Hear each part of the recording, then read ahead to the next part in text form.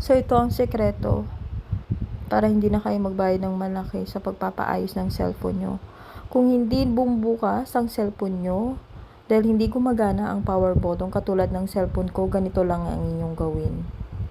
So, as you can see, hindi siya nagana, hindi siya mabuksan kahit na-press ko yung power button ko. So, ang gagawin lang is, i-press mo lang yung volume up, yan, ng 10 seconds. Tapos, after nun,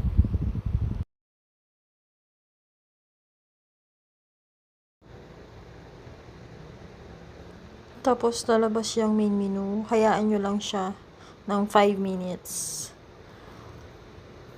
Yan. Pag nagganyan na yan siya, malapit na siyang magbukas. So, hintayin nyo lang.